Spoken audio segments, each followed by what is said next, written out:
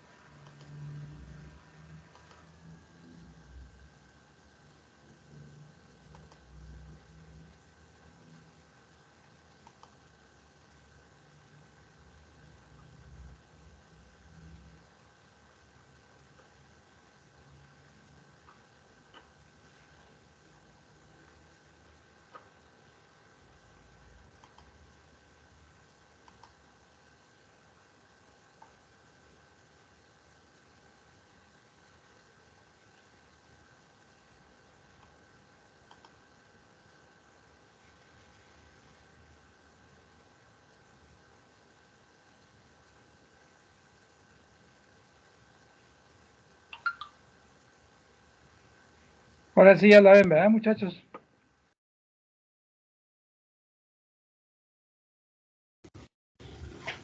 Ya, profe. Sí, profe. Muy bien.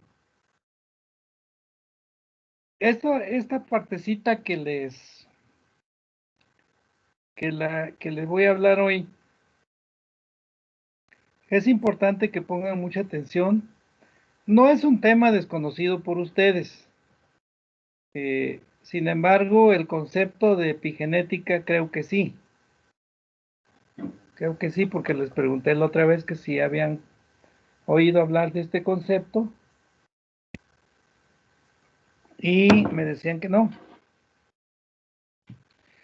Entonces, para hablar de este concepto de epigenética y la relación que tiene con la adaptación de cultivos, especialmente ahorita que tenemos el cambio climático tan grave, hay dos cosas interesantes aquí con esto de la epigenética. Uno es el cambio climático, ¿sí?, que nos está reduciendo los tiempos o las estaciones de crecimiento, nos las está modificando, ¿sí? Los ciclos de lluvia nos los están modificando, se está incrementando la temperatura ambiental en la que viven las plantas, los cultivos. Entonces, esta es una parte. Y la otra es que nos han intentado invadir con cultivos transgénicos como la panacea para responder a esos cambios ambientales. Y sin embargo, la Comunidad Económica Europea y otros países han rechazado el consumo o el uso de cultivos transgénicos porque al introducir genes diferentes a la planta, en la síntesis de proteína y la actividad del ARN mensajero, se van generando residuos de ADN o de genes que a su vez sintetizan sustancias que pueden ser dañinas para la salud. Eso en el caso de los cultivos transgénicos. Hace algunos años que hubo un evento aquí sobre transgénicos aquí en Chapingo. Alguien me preguntó que por qué yo estaba en contra de los transgénicos, que cuál era mi fundamento. Lo único que yo le pude decir en ese momento es que pues era así como un Frankenstein, que no sabíamos qué consecuencia iba a tener en nuestro organismo, hasta ahí.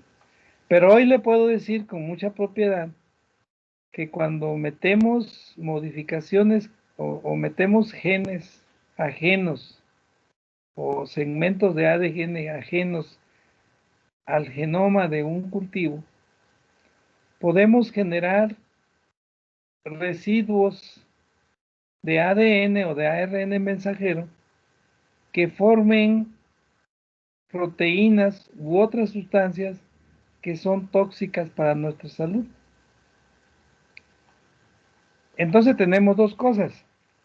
La necesaria respuesta que debemos dar como fitotecnistas, como agentes productores de alimentos, ante un ambiente cambiante.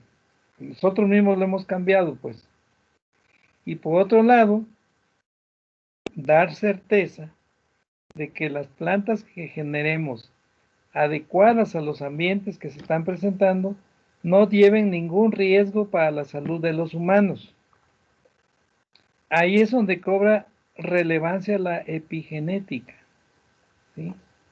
Ahí es donde cobra la relevancia. Más adelante vamos a dar la definición de esto y su importancia. Pero partamos de esto, la estructura del ADN y el ARN.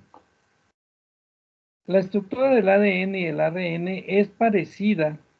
Ambas están compuestas por 4 bases nitrogenadas, adenina, guanina y citocinina, y se diferencian por la timina en el ADN y el uracilo en el ARN. Esta diferencia es la que crea la multiplicidad de organismos, sean microbios, plantas o humanos.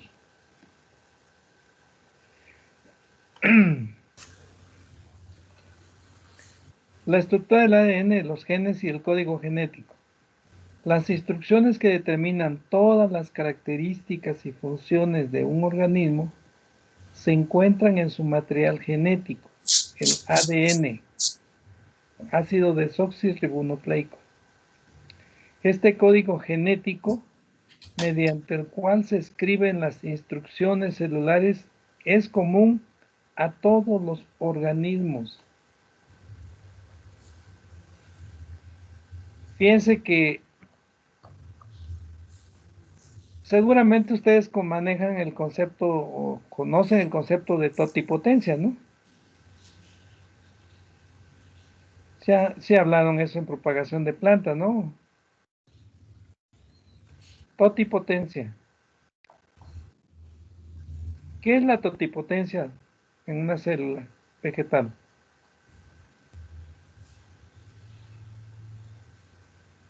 Creo que no la vimos, profe. ¿A poco no? Salud. Capacidad para, ¿Dónde?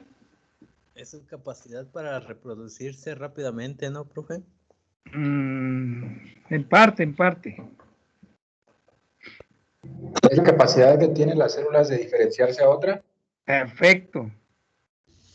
De que a partir de una célula vegetal podamos desarrollar una planta con todas las características de la planta de donde proviene, ¿no? Es la base de los cultivos de tejidos in vitro, la totipotencia. ¿Por qué es necesario retomar este concepto aquí? Porque de acuerdo con esto, de la estructura del ADN y del ARN, ¿sí? Entonces dice, las instrucciones que determinan todas las características y funciones de un organismo se encuentran en el material genético, el ADN. Este código genético, mediante el cual se escriben las instrucciones celulares, es común a todos los organismos, es decir, es universal.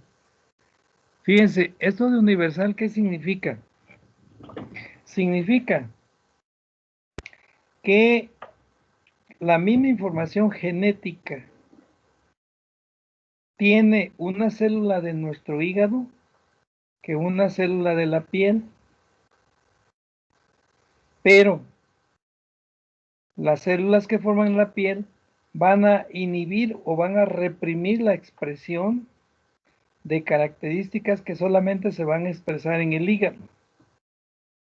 La información genética está ahí, pero la ubicación y la función que van a tener el hígado y la piel van a ser diferentes. Y entonces hay mecanismos de represión o de inhibición de genes, ¿sí? Para que en uno funcione como piel y para en otro funcione como el hígado. Bueno, pues lo mismo es la totipotencia, ¿no? Nosotros ponemos condiciones en el laboratorio, en las soluciones nutritivas, en la que se va a poner el pedacito de hoja, el pedacito de raíz, o el pedacito de flor, o el grano de polen, o el tramito de meristemo apical, lo que sea, de donde estén sacando ustedes su tejido, y lo van a poner ahí en una condición en el laboratorio. Esa condición es la que va a permitir que se haga el callo y que posteriormente se diferencie a partir de esa celulita, se diferencien raíces, hojas, tallo, etcétera, y que tengan una planta nueva. ¿Sí? Porque ustedes dan las condiciones favorables para que eso ocurra. También eso ocurriría si agarramos una célula del hígado y le ponemos condiciones para que se exprese como célula de piel, o viceversa, de la piel a el hígado. ¿Sí? Con esto quiero decirles que en realidad en las plantas, ¿sí?, después de millones de años de evolución en la Tierra, pasando por diversas condiciones ambientales, altas, bajas temperaturas, alta o baja radiación, sequías, inundaciones, etcétera, ellas tienen acumulada un montón de información en sus genes, en su ADN, ¿sí? Y que esa información la van a usar en función de las condiciones ambientales que se le presenten. No nos alarmemos mucho de que qué va a pasar con los cultivos, ¿sí?, ante el cambio ambiental. Ellos tienen mecanismos de respuesta. Nuestro trabajo es identificar esos mecanismos de respuesta. Ese es nuestro gran reto. Y que esos mecanismos de respuesta, a diferencia de los materiales transgénicos, no sean malos para la salud. Esta es una opción a los cultivos transgénicos que tienen el riesgo de generar proteínas o de formar proteínas, ¿sí?, que sean malas para nuestra salud. En cambio, una respuesta que se genere porque ya la planta trae esa capacidad de hacer respuesta, no va a generar ningún problema a nuestra salud, ni a la de la planta. Pero sí va a servirnos para que pueda vivir en una condición ambiental limitante. Falta de agua, alta radiación, alta temperatura, incidencia de plagas, de enfermedades, etc. No sé si me estoy dando a entender. Y yo quiero que quede bien claro esto. ¿Sí? Las instrucciones que determinan todas las características y funciones de un organismo se encuentran en su material genético, el ADN. ¿Sí? El código genético mediante el cual se escriben las instrucciones celulares es común a todos los organismos. Es común a todos los organismos. Pero, ¿sí?, la condición ambiental es la que va a permitir que se exprese de una o de otra forma, inhibiendo o favoreciendo la expresión de X o Y gen. ¿Sí? Eso es lo que está en juego ahorita. Y eso por eso en el programa de la materia de fisiotecnia, ¿se acuerdan que empezamos diciendo que la materia o este curso de fisiotecnia surge como una necesidad para aportarle criterios, elementos y criterios a los fitomejoradores, de manera que no solamente se vayan por la cuestión del rendimiento en ambientes favorables, sino que sean capaces de seleccionar materiales que respondan a condiciones ambientales desfavorables, ¿sí?, ante este cambio climático o ante cambios en las prácticas y el manejo de los cultivos. Realmente cuando cambiamos la dosis de fertilizante, cuando cambiamos las láminas de riego, cuando cambiamos la dosis de fertilización, cuando cambiamos las densidades de siembra, cuando modificamos el ángulo de posición de las hojas de maíz, o cuando cambiamos el porte de las plantas de frijol, ¿sí?, etcétera, etcétera, el ambiente, el entorno externo e interno en la que se va a desarrollar la planta. ¿Sí? Todos esos factores no se consideraban, solamente era cuántos kilos rindió, ¿no? ¿Cuántos kilos rindió? Pero nunca se preguntaron cuántos genes reprimí o favorecí al hacer una selección o un cruzamiento, ¿sí? De una línea con otra. ¿Entienden? Entonces, de eso se trata la epigenética ahora. Modificar el fenotipo sin cambiar el genotipo. ¿Mm? Miren, esta es la estructura del ARN y especialmente en lo que constituye el ARN mensajero. Acuérdense que el ARN mensajero es el encargado de promover la síntesis de proteína. Venir a agarrar el gen que corresponde a la síntesis de una proteína y llevarla al ribosoma donde se acabó la síntesis de esa proteína, que a su vez va a estar involucrada en alguna respuesta de la planta o del animal. ¿Sí?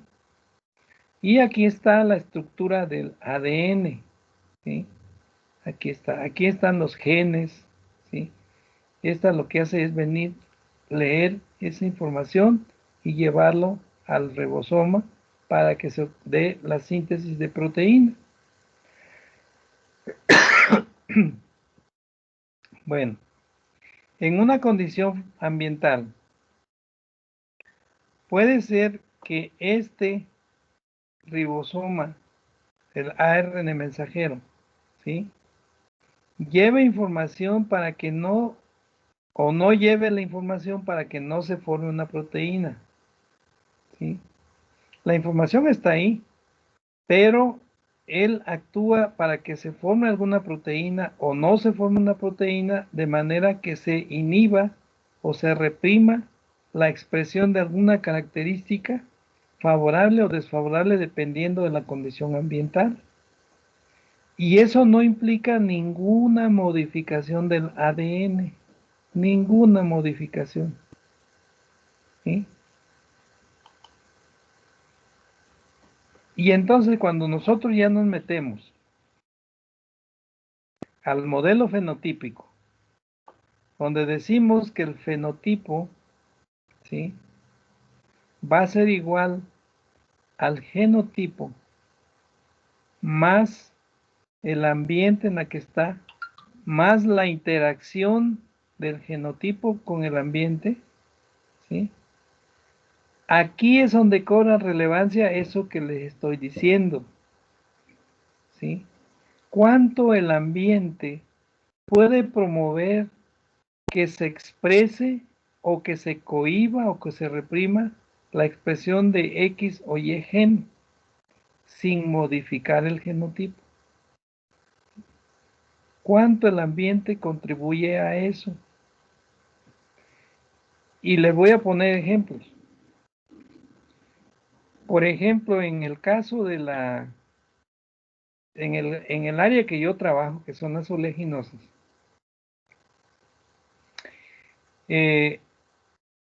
la síntesis de ácidos grasos poliinsaturados, como la chía o la linaza, está fuertemente afectado por las condiciones de temperatura. Si yo en este ambiente,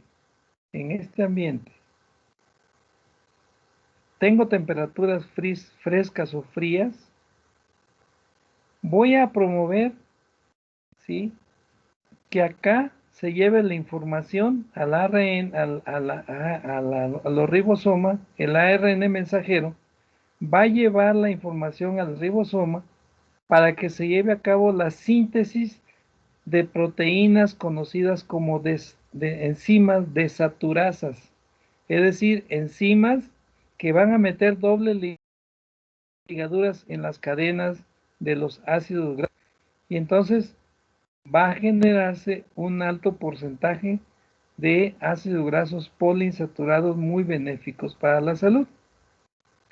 Pero las temperaturas son altas acá, ¿sí? Se va a inhibir la síntesis de las desaturasas, ¿sí? Y por lo tanto se va a reducir el porcentaje de ácidos grasos poliinsaturados y voy a tener un aceite que le conviene a la industria porque no va a ser difícil, no va a ser muy costoso hidrogenarlo, ¿sí? Va a soportar altas temperaturas para las frituras, etcétera, pero no es bueno para la salud, ¿sí? Entonces, esa condición ambiental de temperatura aquí va a estar favoreciendo o inhibiendo la formación o la síntesis de las proteínas desaturasas o las enzimas desaturasas que están vinculadas a la síntesis de ácidos grasos poliinsaturados. Y entonces, si para mí la expresión fenotípica de interés es que yo produzca aceites benéficos para la salud, ¿sí? Benéficos, que mi aceite, el aceite que yo voy a tener de la semilla de linaza o de chía, sean benéficos para la salud, entonces ese es el fenotipo que yo deseo. Entonces debo sembrarlos en un ambiente en donde la semilla madure en ambientes frescos o fríos, ¿sí? Para que se favorezca la activación, la síntesis y activación de la proteína desaturasa que me va a dar altos niveles de ácidos grasos poliinsaturados. ¿Ok? Otro ejemplo puede ser la soya. La soya es muy sensible al fotoperiodo, muy sensible al fotoperiodo. Pero ahora la investigación, y ese es un gran mérito de investigadores mexicanos, ha llevado a obtener, por ejemplo, la Huasteca 200. Huasteca 200 es una variedad que se adapta desde el trópico de Cáncer hasta Tapachula, ya en los límites de la frontera sur. Y también se está sembrando en Campeche. Es decir, una gran amplitud latitudinal que no cualquier variedad la tiene. Pero eso es ¿por qué? Pues porque los investigadores querían un fenotipo de una variedad de soya que fuera casi fotoinsensible. Entonces, ¿qué hicieron? Pues se fueron haciendo cruzamientos, ¿sí? Cruzamiento con materiales de Estados Unidos y materiales de Brasil, y fueron acumulando genes que reprimen en cierta forma la expresión, ¿sí?, de esa característica respuesta fotoperiódica, de que exactamente si se siembra en junio, exactamente a mediados de agosto esté floreando. Ahora no, esa variedad puede sembrarse, tiene un rango amplio de siembra y un rango latitudinal bastante amplio para sembrarse. Entonces, ahí se manejó el ambiente, ¿sí?, que es la variación del día y la noche,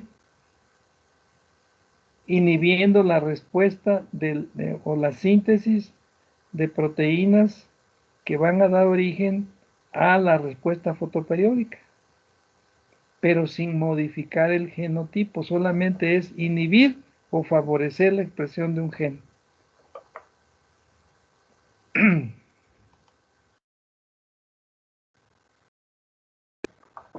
Epigenética. El término epigenética se refiere a cambios hereditarios en la expresión génica, genes activos contra genes inactivos, que no implican cambios en la secuencia del ADN subyacente, un cambio en el fenotipo sin un cambio en el genotipo. Esto es lo relevante, chavos. Y por eso le digo, no sé por qué todavía en los cursos de genética y genotecnia vegetal no se mete esto. Esto es trascendente, ¿sí? Esto es trascendente, ¿sí? porque yo no estoy cambiando el genotipo, estoy cambiando el fenotipo en función de lo que yo quiero, de acuerdo al ambiente en la que se está moviendo mi planta, ¿sí? Y ese ambiente puede ser el ambiente natural, ¿sí? Suelo, radiación, temperatura, o un ambiente artificial como el que le creamos con densidades de siembra, fertilización, fechas de siembra, control de malezas, etc. ¿Sí? El cambio epigenético es una ocurrencia regular y natural, pero también puede verse influenciado por varios factores, incluyendo el medio, tales como fecha de siembra, fertilización, temperatura, plagas, enfermedades, densidad, etc.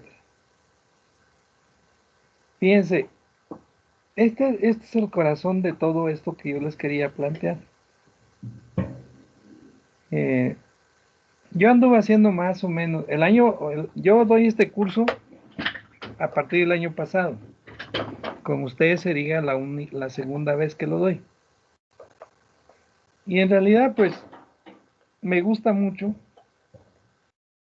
porque, les digo, las plantas traen una herencia genética impresionante, o sea, ellas pueden responder a cambios ambientales de una u otra forma. Y nosotros tenemos que desarrollar metodologías, ¿sí?, para poder identificar esos cambios y poder manejarlos para producir alimentos en condiciones ambientales limitantes, ¿sí? Fíjense, en el caso de algodón, por ejemplo, en el caso del algodón, hay variedades que tienen tricomas, pelillos, pues, en las hojas, en el tallo y todo eso. Y entonces, hay dentro de los algodones silvestres, todos son Gossypium hirsutum. O sea, el genotipo es igual. Lo que ha cambiado es que le han ido haciendo mejoramiento genético, haciendo selecciones para mayor número de bellota, longitud de fibra, grosor de la fibra, resistencia de la fibra, número de ramas por planta, etc. Entonces, dentro de eso, se fue perdiendo algunas características que la planta misma había desarrollado. Por ejemplo, en el caso del gusano bellotero, que es una de las plagas número 1 del algodón. Hay plantas de algodón que dejaron de tener tricomas o pelillos en las hojas y en los tallos. Y lo hicieron ellas como respuesta a el ataque del gusano bellotero. Esto es, los pelos o tricomas, o al revés, no, es al revés. Las plantas que tienen pelos y tricomas, ¿sí? Pelos y tricomas, favorecen la oviposición del adulto de gusano bellotero. Y las plantas que son lisas, que no tienen pelos y tricomas, no son favorables para la oviposición del gusano. Con eso reducen la incidencia de la plaga de forma natural. En los tiempos que yo estuve yendo a Tamaulipas con mis alumnos de oleaginosa, pudimos observar la importancia de esa característica, que era un objetivo en el mejoramiento genético ahora, de meter dentro de las variedades nuevas esa característica de ausencia de tricomas, que la planta ya de forma natural la había desarrollado como defensa a la acción de un insecto dañino para ellos, ¿sí? Entonces, las plantas traen ya respuesta a acciones ambientales agresivas contra ellas, ¿sí? Entonces, lo que nosotros tenemos que hacer es identificar esas características, ¿sí? Para incorporarlas, ¿sí? Y de esa forma evitar que factores negativos nos reduzcan la producción o el rendimiento sin ningún riesgo, sin andar metiendo genes ajenos al genoma del cultivo. Esto es bien interesante, ¿eh? Bien interesante. Cambios epigenéticos pueden ayudar a producir cultivos con mejores adaptación a climas hostiles. Debido a que la técnica involucra la epigenética, manipular la expresión de genes existentes, y no la introducción de nuevo material genético de otra planta, los cultivos obtenidos con esta tecnología podrían eludir la controversia asociada con los organismos y alimentos modificados genéticamente. ¿Entienden la trascendencia de esto, chavos? ¿Entienden? Porque estamos dentro de la polémica de que si la soya transgénica es buena o es mala, que si los maíces transgénicos, que sí. No, la epigenética no es esa, la epigenética es la modificación del fenotipo, pero sin modificar el genotipo, ¿sí? Esa es la trascendencia de este concepto. Y al hacer eso, nosotros no generamos ninguna controversia por estar introduciendo genes de otros organismos, bacterias, por ejemplo, a los cultivos que se van a comer la gente. ¿Ok? Bueno, no sé si tengan dudas hasta aquí.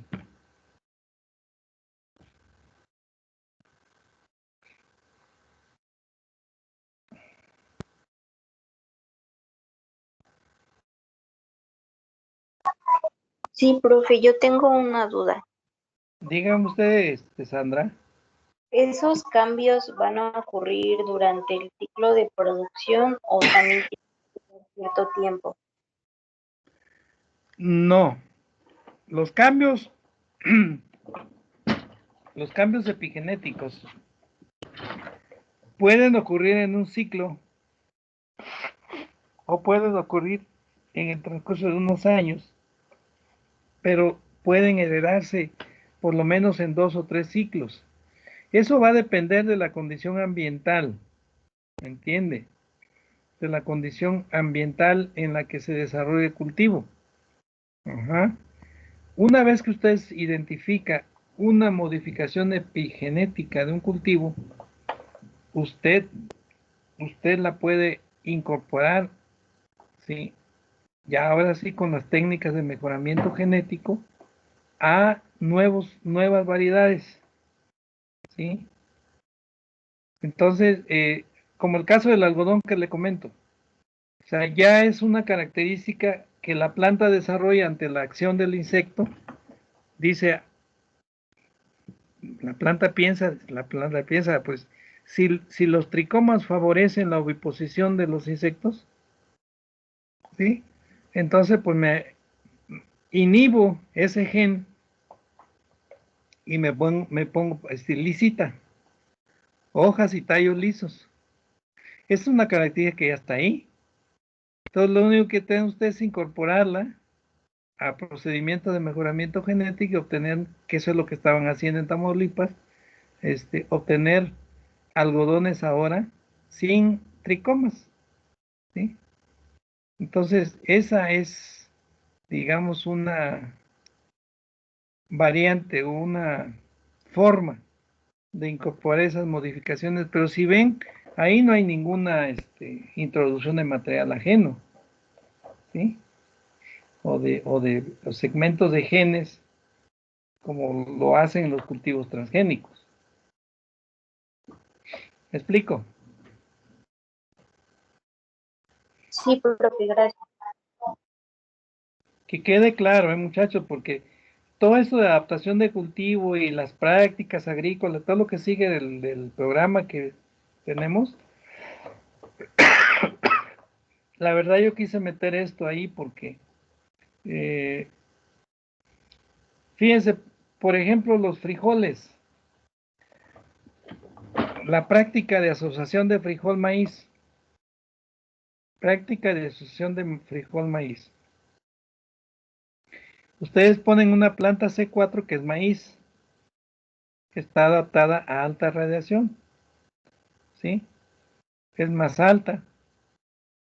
Y abajo le ponen frijol. Y el frijol es una planta C3 que no responde a tanta radiación y también no necesita tanta temperatura. Pero incluso hay frijoles que desarrollaron esa habilidad de enrollarse en la caña de azúcar, en la caña del maíz y estar en una zona donde tenga más luz. Esa es una adaptación epigenética, ¿sí? No cambia el genotipo, solamente cambia el fenotipo en cuanto a la expresión de enredadera, ¿no? De subirse la planta de maíz. ¿Qué otro ejemplo ustedes podrían tener? Algunas más, tal vez, donde no se cambia el genotipo, pero se cambia la expresión fenotípica, sí.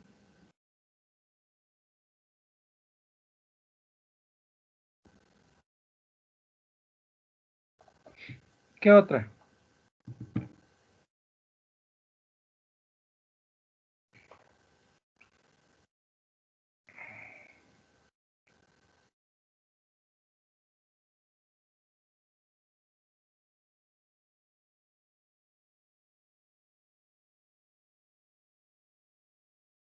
¿No se les ocurre ninguno?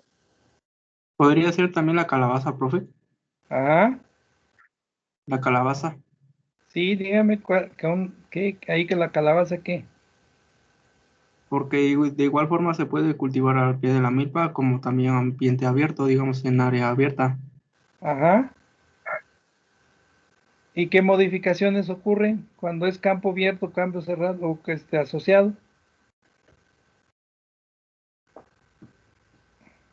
Pues se adapta, digamos, a poca luz cuando está Ajá. asociado con cultivo. Y Sí, cuando está en campo abierto se adapta también. exactamente. Sí, sí, es un buen ejemplo también la calabaza. Y fíjense que nuestros antepasados fueron muy hábiles en manejar esto de la epigenética en la cuestión agrícola. ¿Mm? Igual en el café. Si ustedes pueden tener café con sombra o pueden tener café en plantación sin sombra, ¿no? ¿Qué pasa ahí con la actividad respiratoria y la producción del cultivo? Por ejemplo, ¿qué plantación dura más? ¿La que está en sombra o la que está en pleno sol?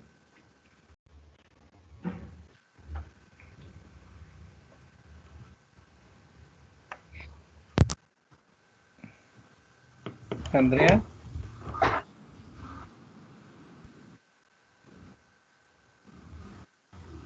es que veo activa Profe, Andrea es que no aquí. puedo apagar el micrófono, pero le quería...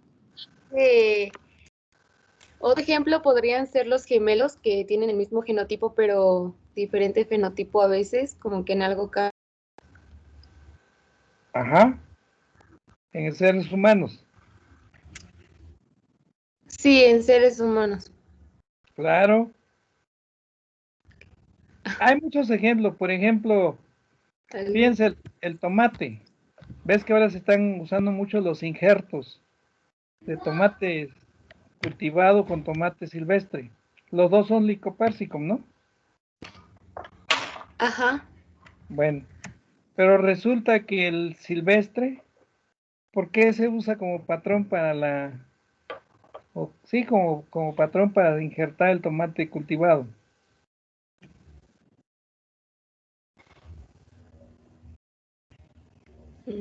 No sé, profe, ¿por qué? Pues porque ese tiene resistencia a enfermedades. Es el mismo genotipo, pero uno ha sido llevado a una selección productiva que la ha hecho sensible a los problemas de enfermedades del suelo. El otro no, el otro ha estado así y ha desarrollado la habilidad para poder sobrevivir en una condición donde las enfermedades son comunes. Entonces ahora están regresando a ese mismo genotipo para utilizarlo y aprovechar esa resistencia que tiene y ponerle encima el otro jitomate productivo, ¿sí? Entonces, el genotipo es igual. Cambia la expresión fenotípica. En uno tiene resistencia a enfermedades y el otro es sensible a las enfermedades. Entonces ahí lo aprovechan para hacer los injertos. ¿Eh? ¿Qué otro ejemplo?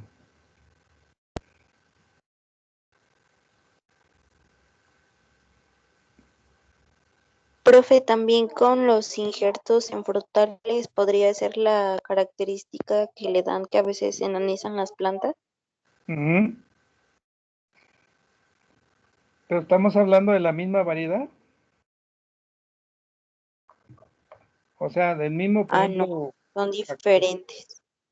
ajá, sí, ahí hay cierta diferencia en, sí, porque no, o sea, son diferentes los aguacates de Hass que el otro, ¿cómo se llama? El aguacate, es que es verde.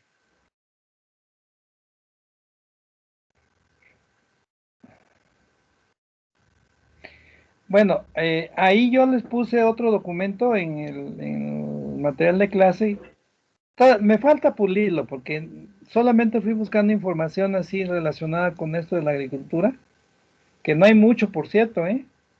No hay mucho, solo la Universidad de Berlín está metida aquí en esto de En Chile también hay una corriente fuerte buscando esto de la epigenética en la agricultura. Les puse en ese documento algunos ejemplos ya del uso de la epigenética en jitomates y de obtención de variedades de algodón con algunas características de las fibras y no me acuerdo qué otro, así como algunas investigaciones que hay ya en plantas. Bueno, ahí tienen ustedes ese trabajito ahí por ahí. Una parte viene en inglés, ya no me dio tiempo de traducir, pero ustedes lo pueden consultar. Esos son ejemplos de la aplicación de este concepto epigenético en la obtención de cultivos que responden a condiciones ambientales hostiles, pues a condiciones limitantes para la producción. Entonces, ahí lo pueden ustedes ver, lo subí también ahí al archivo de materiales de clase. Pero le digo, yo quería hacer hincapié en esto porque ante este cambio climático que estamos viviendo y la controversia con los cultivos transgénicos, esta es la alternativa, ¿sí? Esta es la parte epigenética de los cultivos. Y le digo, aquí lo único que tenemos que hacer es aprovechar esa información que las plantas ya traen, que a veces la expresan y a veces no la expresan, dependiendo del ambiente en el que están viviendo, ¿sí? Entonces, ustedes pueden consultar ese documento ahí. Es muy bonito este tema. Yo voy a seguir un poquito investigando esto porque me gustaría tener... y el año pasado, que tuve la oportunidad de sembrar en campo con los alumnos, pues una de las tareas que tuvieron que hacer ahí, porque sometimos la planta a riego y a sequía, a nutrición y a falta de nutrición, a, a densidades también, y ¿qué más? Y que obviamente la diversidad de cultivos en esos ambientes. Y entonces, pues una de las observaciones que tenían que hacer los muchachos era justamente las respuestas epigenéticas. Por ejemplo, cómo respondió el trigo, la avena o el maíz ante una condición de buena fertilidad, una condición ambiental favorable de humedad y buena nutrición contra aquellas que estuvieron en ambientes de sequía y sin nutrición, ¿sí? O que tuvieron buena nutrición, pero no tuvieron agua, o que tuvieron agua y no tuvieron buena nutrición. Y es tan interesante observar cómo las plantas responden a todo eso, ¿no?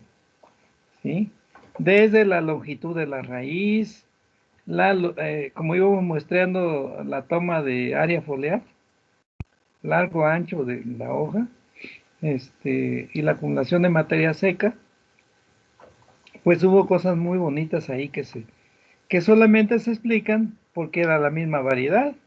Sembramos el mismo maíz, sembramos el mismo frijol, sembramos el mismo trigo, la misma avena.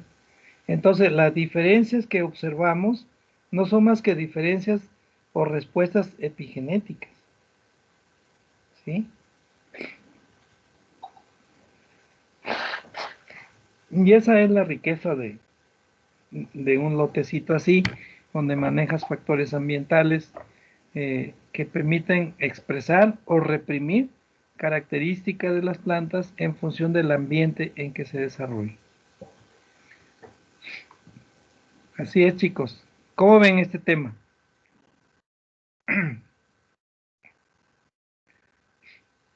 ¿Les llama la atención o no les llama la atención?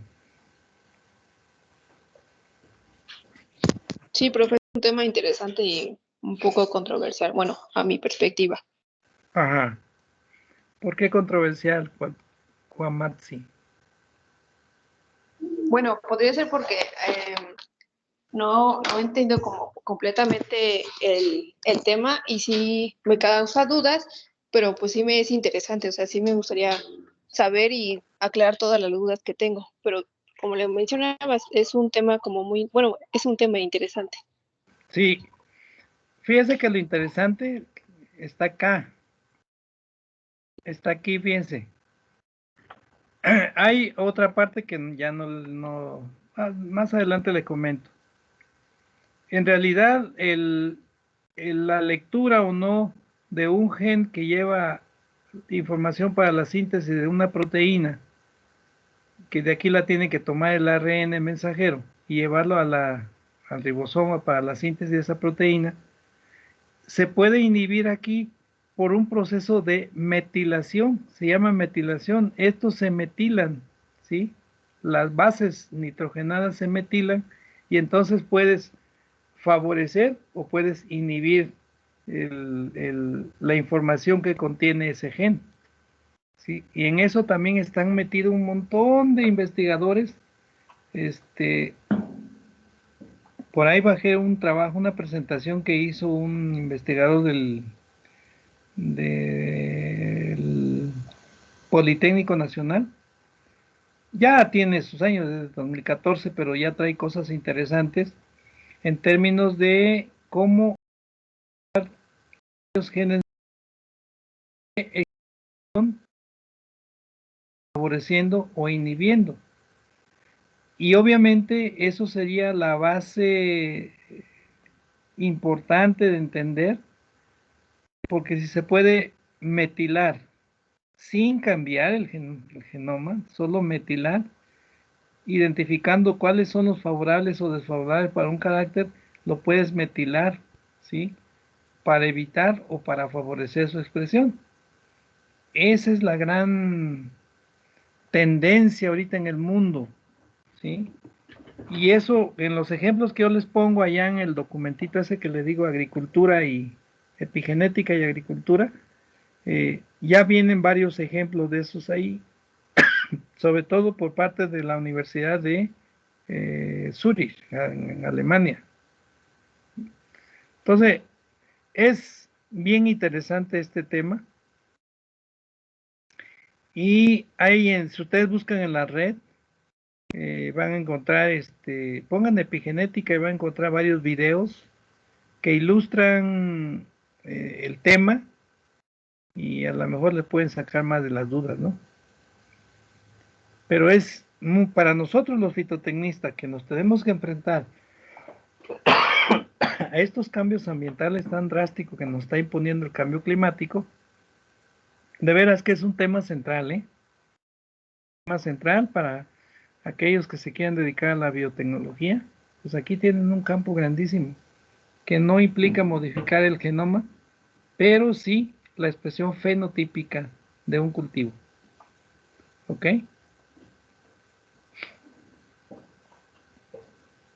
¿Alguien más, chicos?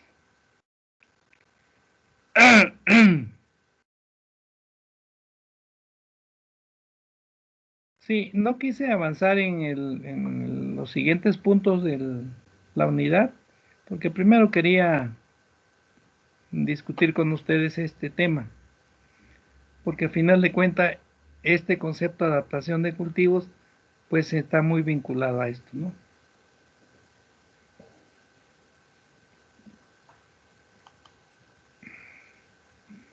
Y este esquemita es muy lindo porque le digo, aquí está el modelo fenotípico. Yo tengo F igual a G, que sería el genotipo, más el ambiente, más la I de interacción de G por ambiente, ¿sí? Y entonces es en esta interacción ambiental en donde se inducen o se expresan, ¿sí?, esos cambios epigenéticos sin modificar el genotipo, sin modificar.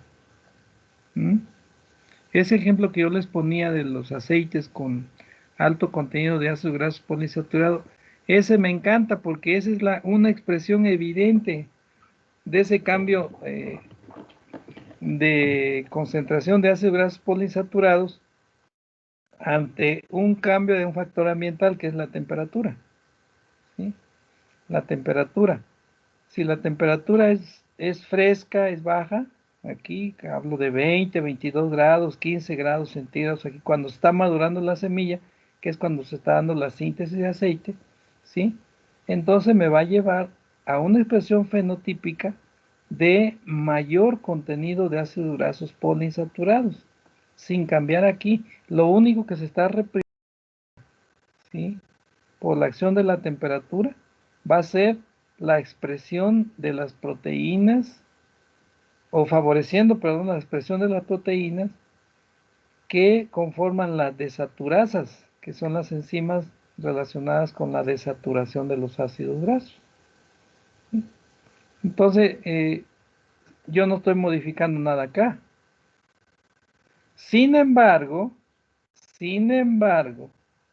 ya para el caso de los girasoles y cártamos, que la industria está exigiendo ahora que tengan bajo contenido de ácidos grasos poliinsaturados y bajo contenido de ácido graso monoinsaturado, ahí sí tuvo que haber un cambio de genoma aquí, siendo o favoreciendo la introducción de un gen que solamente codifica para la síntesis de ácido oleico, que eso es lo que quiere la industria, y entonces generaron los girasoles y los cártamos y las canolas oleicas, pero ahí sí implicó la modificación del genoma, ¿sí? En cambio acá no, aquí es a partir de un factor ambiental que favorece o reprime la acción de la desaturasa, ¿sí? ¿Qué otro ejemplo conocen ustedes aquí de una interacción así?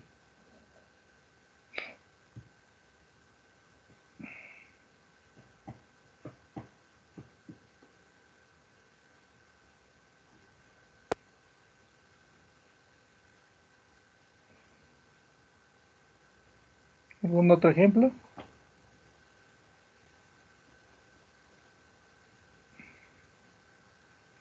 Bueno, Ahí como dices, don Fernando Sabater, ahí se lo dejo para que lo vayan leyendo y vayan desarrollando su criterio en cuanto a este concepto epigenético.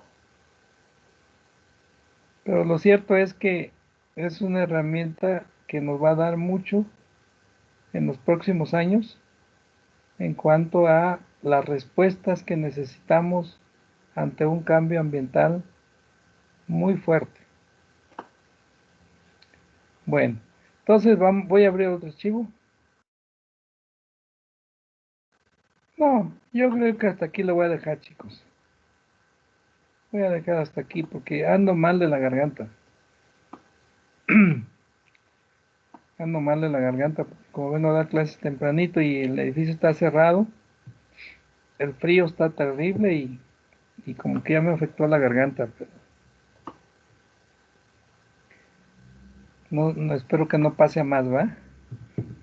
Que no pase ya a formar parte de las estadísticas. Bueno, entonces voy a bajar aquí la lista de asistencia. Profesor, Dígame. respecto a la asistencia del compañero Ramírez Martínez Mauricio y Benito Hernández Juan Carlos tuvieron problemas con su internet Ajá. para que los considere de favor. Ah, y García Medina Jesús Andrés igual entró un ratito, pero como le están arreglando su internet, pues también hubo falla. No, pues es que eso es común, Jerónimo, eso es muy común porque ayer me pasó a mí, ¿no? Sí. No, y un internet intermitente que se va, que llega. No. Yo hasta le puse saldo a mi celular para poder, darle las clases de allá, pero no, de plano no se pudo. Entonces, pues yo lo entiendo, yo lo entiendo. No, yo creo que decía un maestro la otra vez que nos dio el curso de capacitación. Dice porque un maestro preguntaba que cómo justificar las inasistencia de los alumnos o, o que si no se iban a copiar los exámenes o eso. Y dijo él, y yo estoy de acuerdo con él, es cuestión de ética, ¿no? Ya es cuestión de ética de cada quien.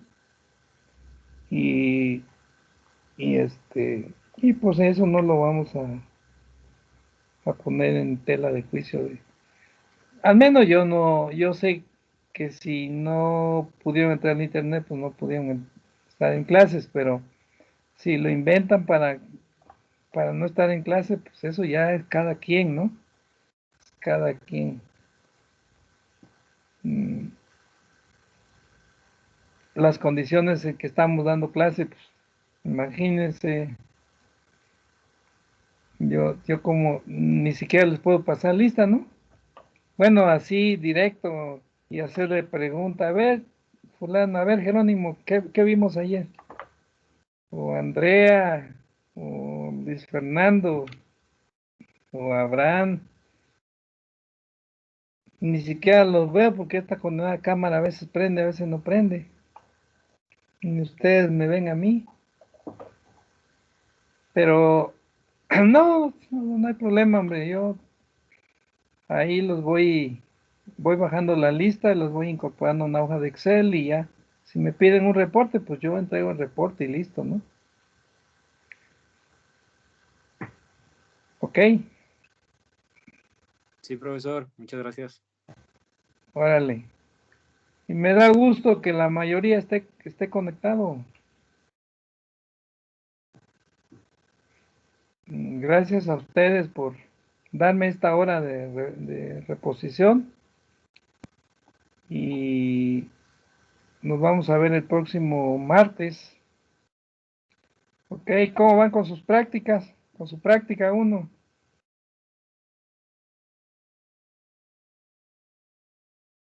¿Cómo van? ¿Ya empezaron o todavía no? Profe, yo tengo una duda ahí con la práctica. Dígame, Sandra. Es que, mire, lo que pasa es que no me quedó claro cuántos cultivos vamos a reportar por equipo. Y, por Ajá, ejemplo, en la región donde yo estoy y una región donde está uno de mis compañeros de equipo, lo que más se produce es maíz. ajá. Entonces, no sé si no haya problema con que se repitan los cultivos, el mío con el de mi compañero, o debe ser un cultivo generalizado para todo mi equipo, o así. ¿Me puede aclarar eso, por favor? No, Sandra, mire, si están hablando de maíz y en dos condiciones diferentes, dos condiciones ambientales, pues qué bueno, ¿no? Porque pueden hablar del entorno de producción de maíz de temporal en tal región y en otra región, ¿sí? Obviamente, la incidencia de los factores ambientales sobre el cultivo no va a ser igual, ¿verdad? Entonces, si trabajan maíz dentro de su equipo hay varios que tienen maíz. Pueden trabajar haciendo hincapié en cuáles son los factores ambientales que están determinando el desarrollo y producción del cultivo en aquí y allá. Ahí van a encontrar diferencia. Pero también puede haber otros cultivos, ¿no? O sea, no creo que sea solo maíz.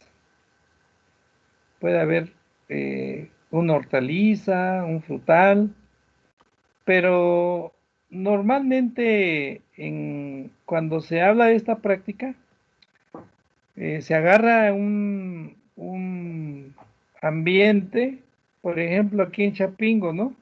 Y aquí en Chapingo pues se da el maíz, se da el trigo, se dan los frutales, se dan las hortalizas, eh, siempre que sean condiciones de temporal, ¿no? Y sobre eso uno habla de cuáles son los factores ambientales que están incidiendo en las estaciones de crecimiento y en la productividad de los cultivos, así en general, ¿no? ¿Sí? Y entonces ya después en particular vas diciendo, bueno, en el caso del trigo, pues estos son los factores que más están incidiendo sobre la producción. En el caso del maíz sería esto, para el caso de la manzana para el caso del tejocote esto, para el caso de la región de Chapingo, ¿sí? Porque es un espacio en la que se van a encontrar varios cultivos. Y lo mismo pueden hacer ustedes, pero no, obviamente no se van a meter a hablar de todo lo que se dé, simplemente rescaten lo que sea más importante de cada uno de sus lugares donde estén los compañeros. Insisto, si hay maíz en las dos regiones o en las tres, no sé cuántos de su equipo son que tengan maíz, pero es bien interesante y de veras que les voy a decir que no van a repetir porque los factores ambientales van a ser diferentes. Por ejemplo, aquí estaba el maíz bien bonito en las comunidades de aquí de San Diego, San Pablo, Santa María, Santa Catarina, maíz criollo muy bonito. Y llegó la helada en octubre, se voló todo. Había cebada, había avena, había trigos, había frijol, ayocote y todo valió queso. Eso fue un factor ambiental. Pero fíjense, ahí en Guerrero no se presentaron las lluvias hasta finales de julio. Julio. Eso favoreció la siembra de ajonjolí y de Jamaica. Pero también se sembró maíz. Y resulta que siguió lloviendo. No, no mucho. Simple y sencillamente lloviznaba y fue suficiente. Y ahorita la gente está contenta porque tienen bastante maíz. Ahí el factor, y fue favorable, fue la lluvia. ¿Entiende? Son factores diferentes. Así que usted un compañero de Guerrero que estuvo en esa condición y uno de acá que estuvo en la otra condición de helada, son factores diferentes que afectaron la producción de maíz. ¿Ok? No sé si le aclaré su duda, Sandra. Sí, profe, ya me quedó claro, gracias. ¿Seguro? Sí, Vale, pues. ¿Alguien más?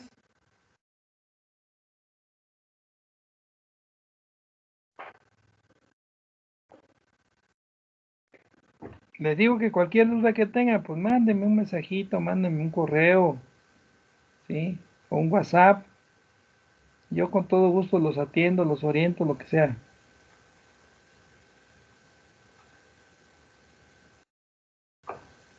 Bueno, entonces nos vemos el próximo lunes, el próximo martes, chicos. Que tengan un excelente fin de semana. Sí, profesor, igualmente. Sí, profe. Gracias, Hasta luego. profe, igual. Sale, profesor, Gracias. hasta luego, nos vemos. Sí. Gracias, profe. Cuídese mucho. Sale, profe. Hasta luego. Gracias, profe. Hasta luego, Buen fin de profe. semana. Sí, buenas noches, buenas tardes.